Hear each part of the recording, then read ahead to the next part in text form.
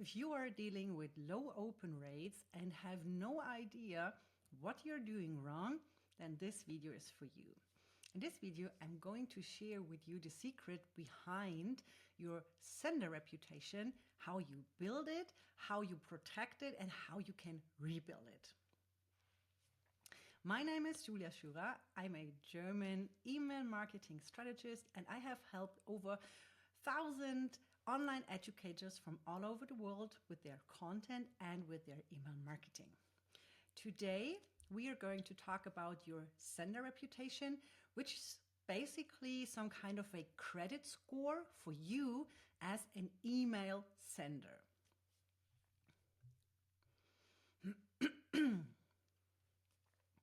When it comes to building or rebuilding or protecting your sender reputation, we have three main pillars. Pillar number one is your so-called domain authentication. Maybe you have heard me saying things about SPF, DKIM, and DMARC entries in your DNS settings. We will cover what this is in this video. Then the second pillar is your own sender behavior. And the third pillar is your subscribers' behavior.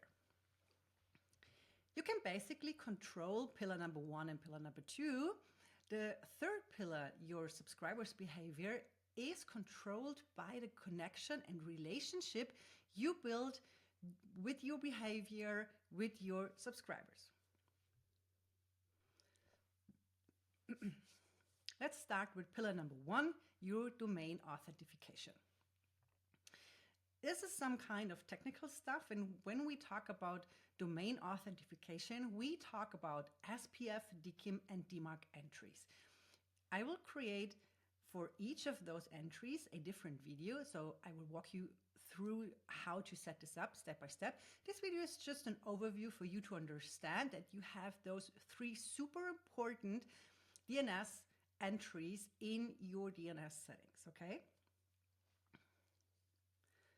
If you don't have your sending domain authenticated, then it's very likely that you either get blocked or your emails land in the spam folder. So what is a sender domain? If you have a website, it's yourdomain.com, and yourdomain.com is your sending domain. And when I talk about domain authentication or verification, we don't talk about verifying your actual sending email address like hello@yourdomain.com. We are talking about verifying that this domain, yourdomain.com, is actually yours. This is what we do by SPF entry, okay? Then we have a DMARC entry. This is probably what inboxes should do when your email is like, oh, we are not sure what to do with this. Should we put it in quarantine? Should we block it? Or what should we do with this? This is some kind of a recommendation for your subscribers' inboxes, what to do if your emails are some kind of suspicious. And we also have the DKIM entry. This is something we talk about in a different video, okay? I would recommend to set a reminder in your calendar for each of the pillar checking your domain authentication every 6 months. This makes sense because it can happen that your domain authentication gets broken. So this is something that happened to me. So I have a lovely web hoster, and she did some changes in the back end, and I did some changes, and I broke my domain authentication. And I sent an email and wondering why out of nowhere I had an open rate from around, I think I had around 13 or 14%. I usually have open rates anything between 45 and 55%. And I was like, okay, there must be anything wrong. And then I just double checked my domain authentication. It turned out that I broke my domain authentication. So I had to re-authenticate my domain, and I had to rebuild my sender reputation. This is something we do in a different video. I will walk you through a complete step-by-step process on how to build or rebuild your sender reputation, okay? So you know now the 3 pillars of your sender reputation. You also know now that you have to be aware of your technical setup. So you can control your pillar number 1, domain authentication. You can control your sender behavior. And your sender behavior is basically a collection of how consistent are you in sending. And I built a huge sender reputation. So my open rates are at least 45% on every single email I send, just by picking a fixed day and a fixed time where I send my emails per week. So I did for over 3 months, 3 emails per week on Monday, Wednesday, and Friday, 2 a.m. my time. So I'm based in Germany. And I did this, and I was so freaking consistent for 3 months that I built, from this consistency alone, a huge sender reputation. I will also talk about your email structure. So it's super important that you are very aware of what and how often you send for the first time to a new subscriber. I lately joined a Skool community from a very well-known schooler. He won, I think, the Skool games at least 1 time. And I joined his community and I immediately got an email, which is great. But then I received another 3 emails within the first 6 hours, and every single email was packed with links and emojis, different links.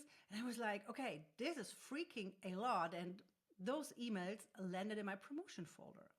So this guy could be happy that those emails haven't been in the spam folder, but being in a promotion folder is also something you don't want. So what should you do? At the first time you send an email, be very careful.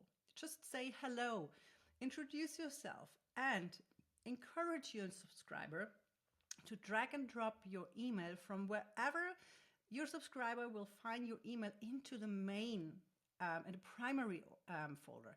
So if you're using Gmail, you can set up different folders. So I, for example, have my primary inbox, I have updates, promotions, and I think it's called forums.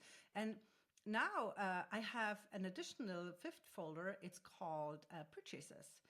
And every time I do a purchase, this email will land in this folder, and I didn't set this up. So you need to keep in mind that people have maybe up to 5 different folders, and your goal is to land in the primary tab. This is the folder people actually read.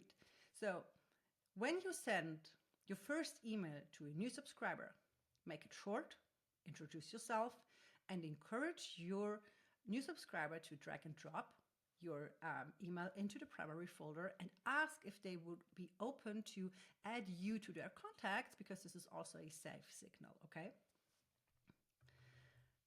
And I would like to talk about volume control.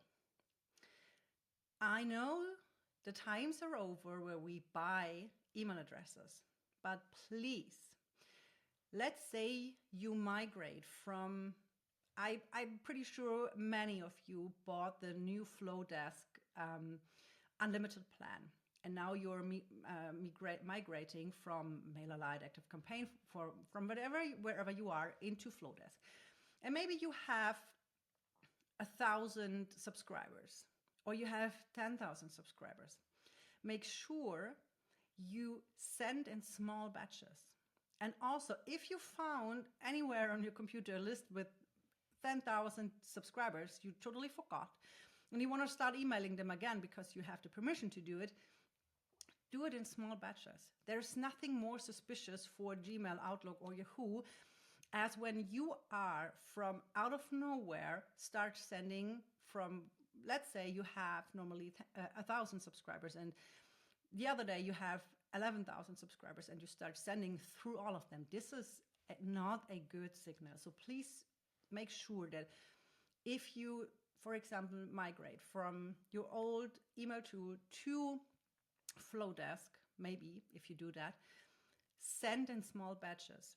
Make sure that you identify your most engaged subscribers. So this is something I do for a friend of mine, I'm helping her with her email marketing, and she has 2 huge email marketing accounts. One with around 50,000 and one with around 13 or 14,000 people. And her open rates were pretty low. And when I say pretty low, I mean anything from 15 to 25%, which is dramatic if you know that email has the highest return on invest. So she's actually losing money by not reaching the people on her list. And what we did, we identified in 5 categories, from most engaged to never engaged. We segmented those subscribers. We start re-engaging them, and we separated those who have never opened any email, and those who haven't opened an email for the last 90 days. So with doing that alone, we were able to increase her open rate from around 18% to the first email we sent were around 55%. And this is just what happens when you do list cleaning, okay? All of that pays into your sender reputation, right?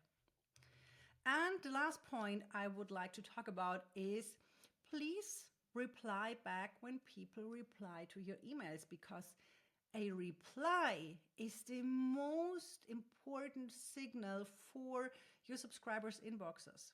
Because when someone replies to your email, this is much more worth than just an open or a click on a link, right? Let's talk about pillar number 3, the subscriber behavior.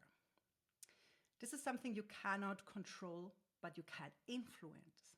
This is something I said right in front when I started this video.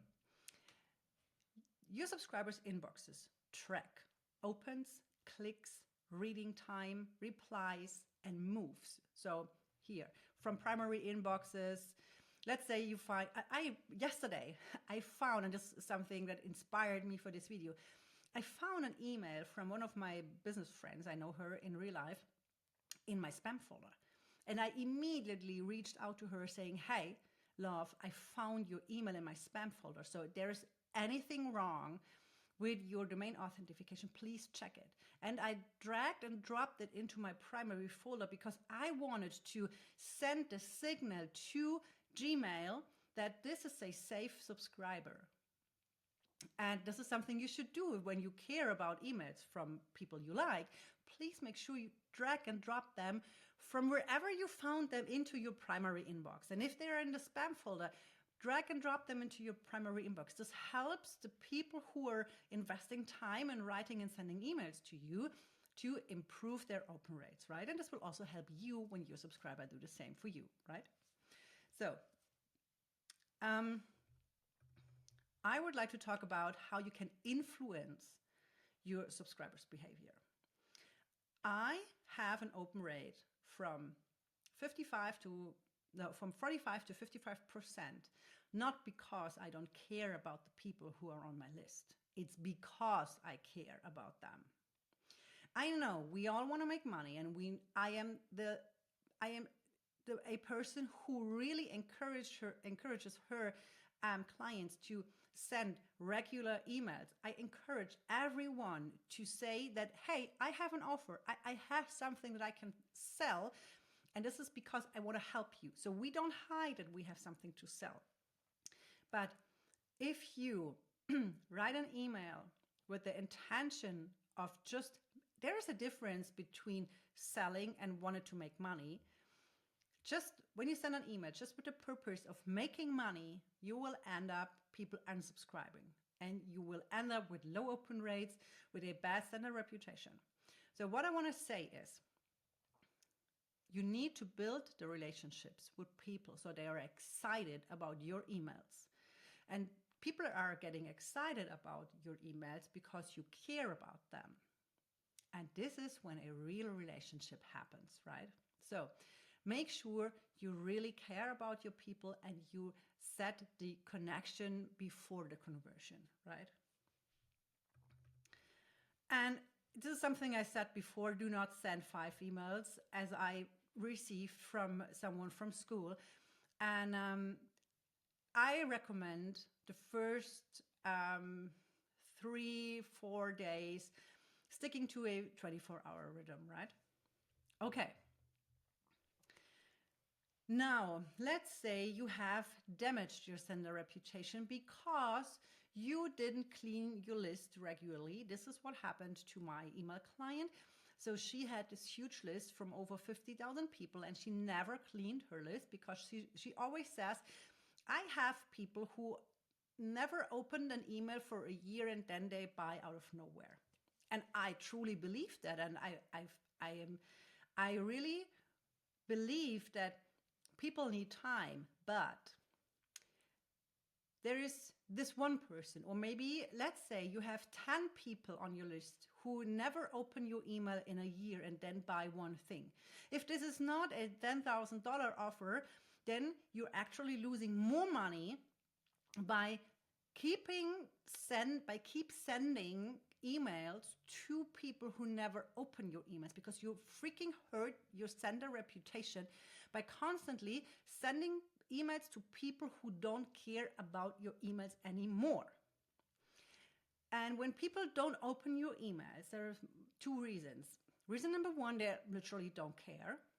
Or, like me, they have set up folders with rules in their Gmail accounts, and your emails get directly into those folders and stay there unopened. And then people think, oh, I will read it later. They won't. When someone is not opening your emails for 90 days or longer, this person is no longer interested in what you have to say. So my recommendation really is keep your list freaking clean. The more you care about the people who actually read your emails, the higher your open rates get. So the result of what I did with my email marketing client is, once we had all those unreaders went through a re-engagement sequence, we ended up with around 30,000 people who actually read. And then it's not out of nowhere, it's because we cleaned our list. We went from 80% to 55% open rates. And this is the magic of caring about the people who actually read your emails, right? I said this also send in small batches. So if you haven't sent in a while and you have a huge list, or if you're migrating from one email tool to another email tool, or if you want to rebuild your sender reputation, start sending in small batches. Send to those who are actually interested, who opened and clicked your emails in the past 7 days or in the past 14 days. Send in small batches, give time, wait a week, check your numbers, then send the next email. Send in small batches until you know who's actually reading your emails. And then you can do a list cleaning, right?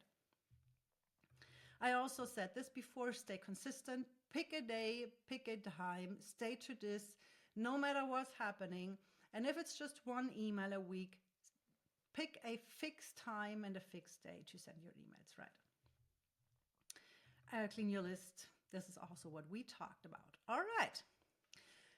There's another thing I want to talk about, and this is lead quality.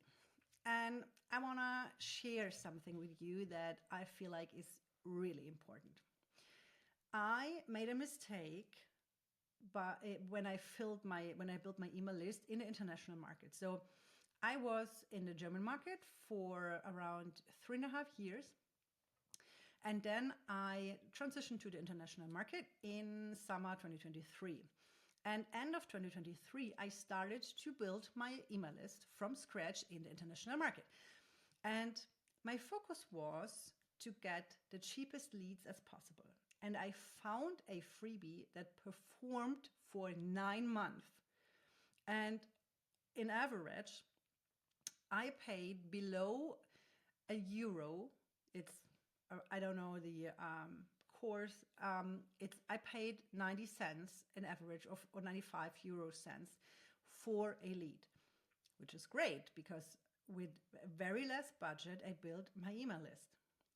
But as a result, I didn't get high quality leads because I was so focused on the lowest possible lead price or cost per lead, that I totally forgot that it's not quality, it's not quantity, it's quality. And when you start building your email list, please focus on quality leads and not quantity, okay? If you focus on the cheapest possible cost per lead, then you will attract people who are only interested in your freebie. I wouldn't say that you have low engagement, but you have bad engagement. People are reading your emails, but they won't click. This is what I see in my email list. I have a high open rate, but I have a very, very low click rate. And this is something I need to improve now by getting more quality leads into my list, more people who are actually interested in what I offer and not only in my free resources, right? And it's hurting your reputation when you do this for a very long time, because high open rates are great, but when people not click, and obviously if people not buy, then you have a problem in your business, right? So focus on the quality leads. Make sure you build an engaged audience, an engaged email list. This will help you with higher open rates, higher click rates, and also then people who are actually buying your offers, right? Let's quickly talk about some metrics. I would say if you have an open rate from, I wouldn't say it's 20%. I need to fix this. Everything below 30% is unhealthy. Below 15% is a red flag. But if you have an average open rate from less than 30%, this is an unhealthy, and you need to clean your list. Okay? Low open rates come from two things: a bad sender reputation. We talk about domain authentication, your behavior and your subscriber behavior, and from an uncleaned list. So people who you send emails to people who are no longer interested in what you have to say. So please clean your list. Your click rate should be, if you have a 2% click rate, then you are very healthy. I have, in average, 8%. So as I said, red flag for me. I have to work on my click-through rate. Spam compliance should be below 0.1%. This has also something to do with the new Yahoo and Gmail guidelines that came out in February 2024, I think.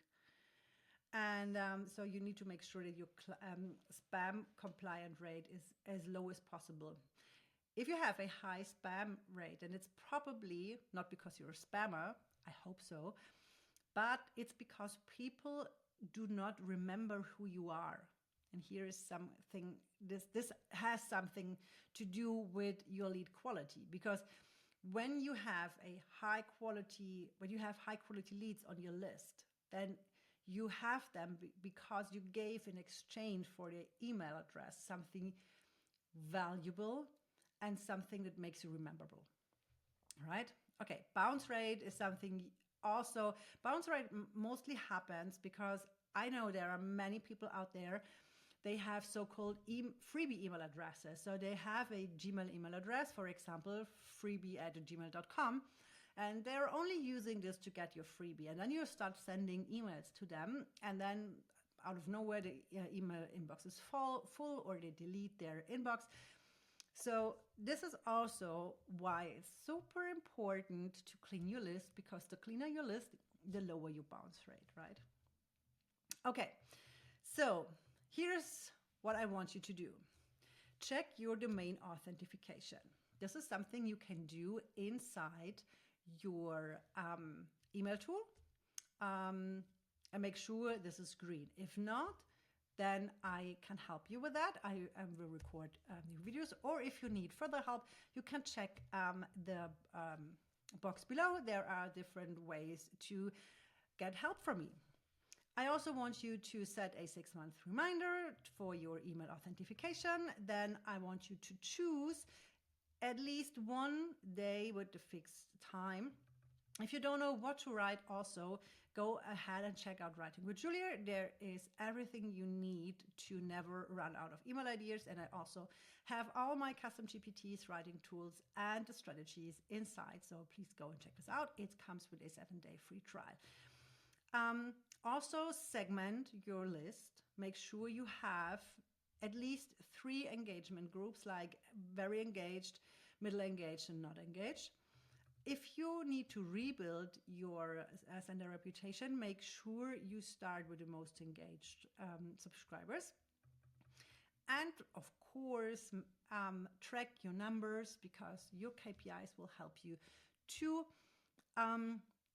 improve and optimize what you do, because low open rates can tell you X, low click rates can tell you Y. So it's super important that you track your numbers. And with that being said, a smaller engaged list is infinitely more valuable than a huge dead list. And with that being said, I hope this video was helpful for you. See you in the next one. Bye.